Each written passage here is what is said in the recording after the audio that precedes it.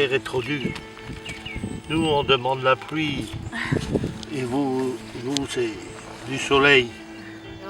L'oignon de Roscoff, déjà, il a obtenu une appellation, donc l'AOC, l'appellation d'origine contrôlée, en 2009. Donc cette année, on fête les 10 ans de l'appellation.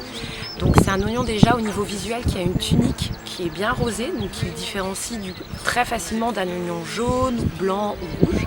Enfin, qui a vraiment des qualités gustatives bien particulières. Donc on peut le déguster cru ou cuit.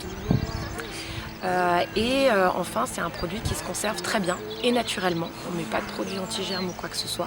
C'est juste la variété qui fait que le produit il se consomme sans problème 10 mois entre la récolte en août et la fin de la saison fin avril.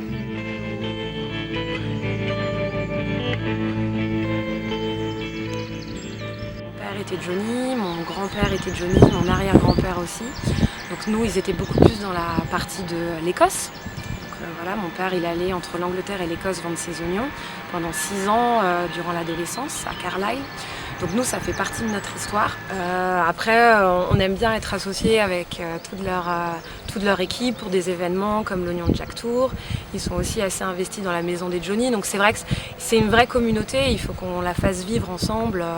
On doit tous travailler dans le même sens pour faire connaître au maximum le produit.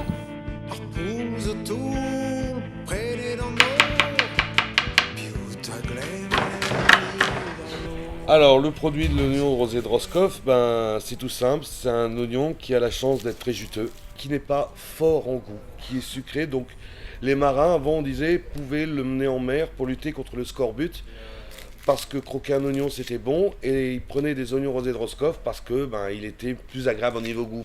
Donc voilà, donc vous voyez, voilà, un bel oignon rosé de Roscoff. C'est un oignon qui caramélise très vite.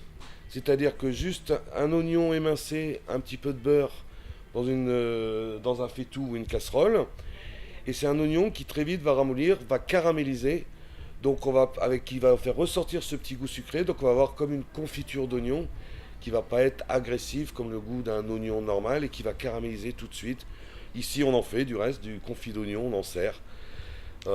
Avec les galettes, avec les plats, et puis c'est le confit d'oignon, on est à l'oignon de Jack, donc on peut pas y passer à travers.